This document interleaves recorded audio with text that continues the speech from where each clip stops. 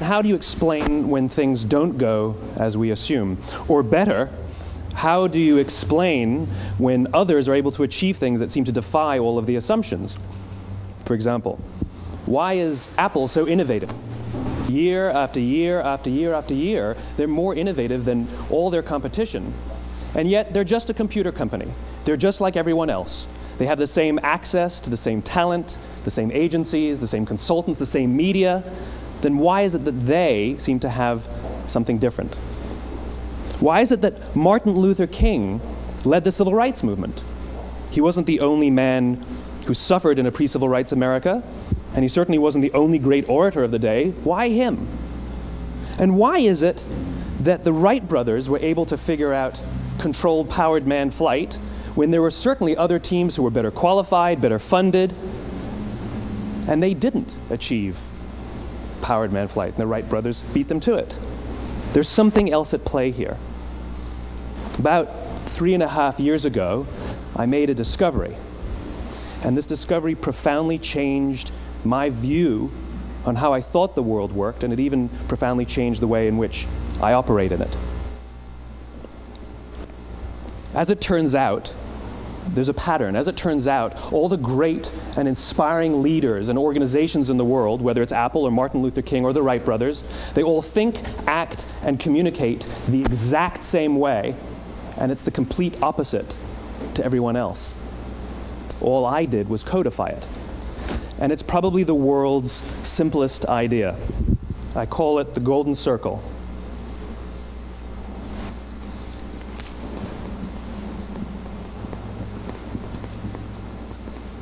Why, how, what?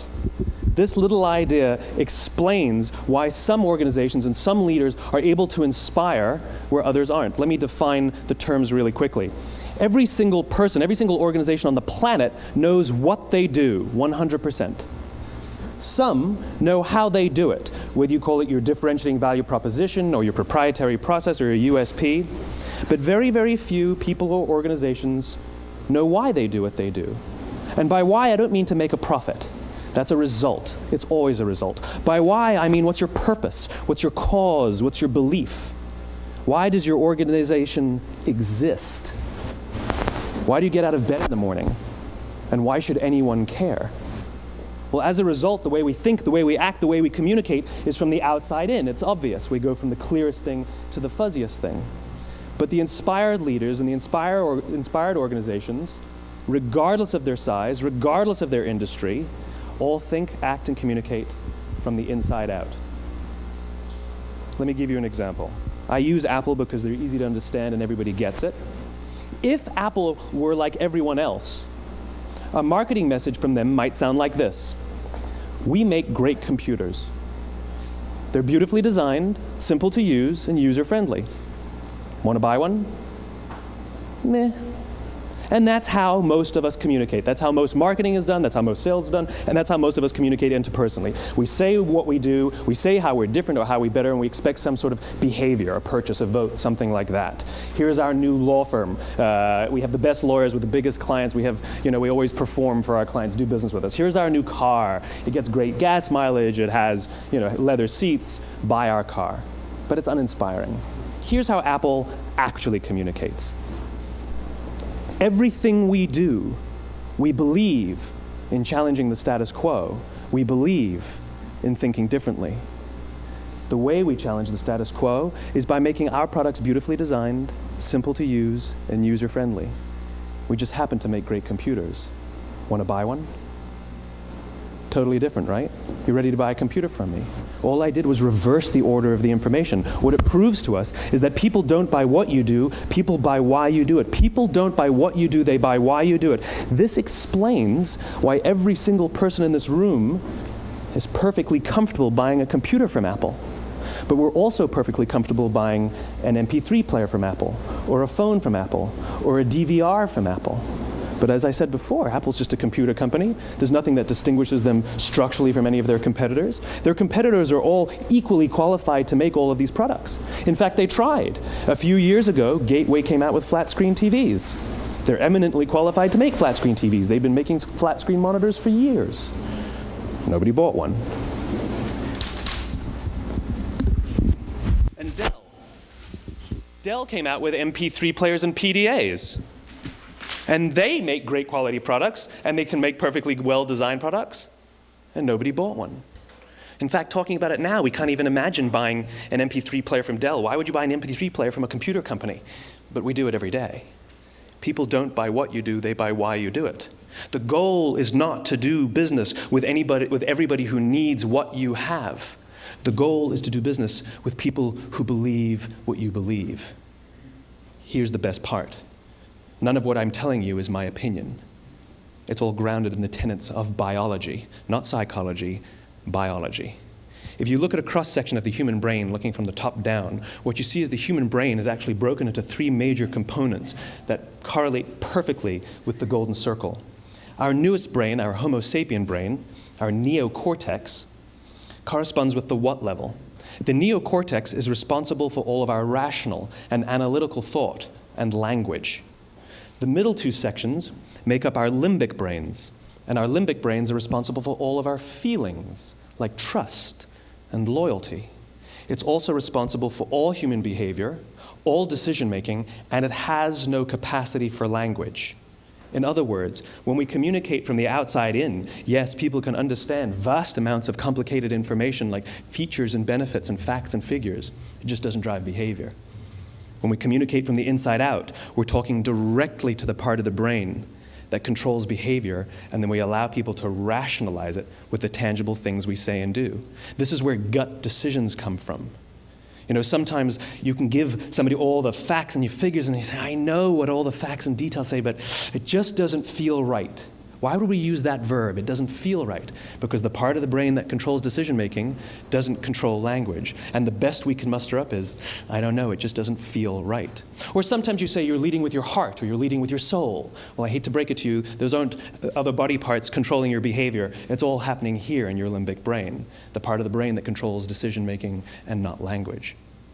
But if you don't know why you do what you do, and people respond to why you do what you do, then how will you ever get people to vote for you or buy something from you, or more importantly, be loyal and want to be a part of what it is that you do? Again, the goal is not just to sell people who need what you have. The goal is to sell to people who believe what you believe. The goal is not just to hire people who need a job. It's to hire people who believe what you believe. I always say that, you know, if you hire people just because they can do a job, they'll work for your money. But if you hire people who believe what you believe, they work for you with blood and sweat and tears. And nowhere else is there a better example of this than with the Wright brothers. Most people don't know about Samuel Pierpont Langley. And back in the early 20th century, the pursuit of powered man flight was like the dot-com of the day. Everybody was trying it. And Samuel Pierpont Langley had what we assume to be the recipe for success. I mean, even now, you ask people, why did your product or why did your company fail? And people always give you the same permutation of the same three things. Undercapitalized, the wrong people, bad market conditions. It's always the same three things. So let's explore that. Samuel Pierpont Langley was given $50,000 by the War Department to figure out this flying machine. Money was no problem. He held a seat at Harvard and worked at the Smithsonian and was extremely well connected. He knew all the big minds of the day. He hired the best minds money could find, and the market conditions were fantastic. The New York Times followed him around everywhere, and everyone was rooting for Langley. And how come we've never heard of Samuel Pierpont Langley? A few hundred miles away in Dayton, Ohio, Orville and Wilbur Wright. They had none of what we consider to be the recipe for success. They had no money. They paid for their dream with the proceeds from their bicycle shop. Not a single person on the Wright brothers' team had a college education, not even Orville or Wilbur. And the New York Times followed them around nowhere. The difference was Orville and Wilbur were driven by a cause, by a purpose, by a belief. They believed that if they could figure out this flying machine, it'll change the course of the world. Samuel Pierpont Langley was different. He wanted to be rich, and he wanted to be famous. He was in pursuit of the result. He was in pursuit of the riches. And lo and behold, look what happened.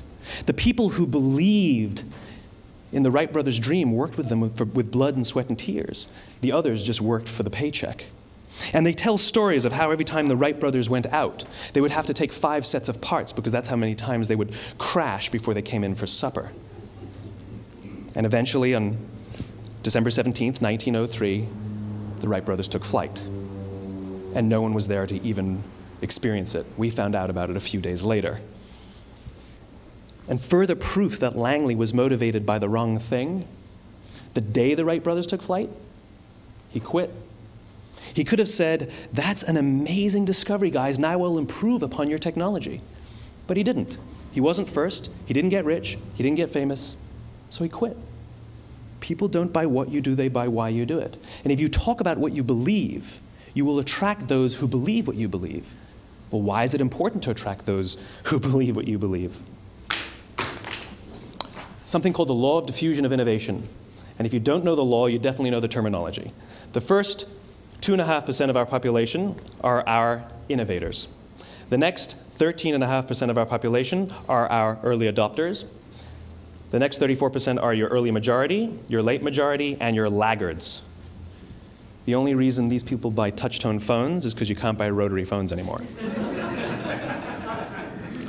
We all sit at various places at various times on the scale, but what the law of diffusion of innovation tells us is that if you want mass market success or mass market acceptance of an idea, you cannot have it until you achieve this tipping point between 15 and 18% market penetration, and then the system tips. And I love asking businesses, what's your conversion on new business? And they love to tell you, oh, it's about 10%, proudly. Well, you can trip over 10% of the customers. We all have about 10% who just get it. That's how we describe them, right? That's like that gut feeling, oh, they just get it. The problem is, how do you find the ones that just get it before you're doing business with them versus the ones who don't get it? So it's this here, this little gap, that you have to close, as Geoffrey Moore calls it, crossing the chasm. Because you see, the early majority will not try something until someone else has tried it first. And these guys, the innovators and the early adopters, they're comfortable making those gut decisions. They're more comfortable making those intuitive decisions that are driven by what they believe about the world, and not just what product is available. These are the people who stood online for 6 hours to buy an iPhone when they first came out, when you could have just walked into the store the next week and bought one off the shelf. These are the people who spent $40,000 on flat-screen TVs when they first came out, even though the technology was substandard. And by the way, they didn't do it because the technology was so great. They did it for themselves. It's because they wanted to be first. People don't buy what you do, they buy why you do it. And what you do simply proves what you believe. In fact, people will do the things that prove what they believe. The reason that person bought the iPhone in the first 6 hours, or stood in line for 6 hours, was because of what they believed about the world and how they wanted everybody to see them. They were first. People don't buy what you do, they buy why you do it. So let me give you a famous example, a famous failure and a famous success of the law of diffusion of innovation. First, the famous failure. It's a commercial example. As we said before a second ago, the recipe for success is money and the right people and the right marketing conditions, right? You should have success then. Look at TiVo.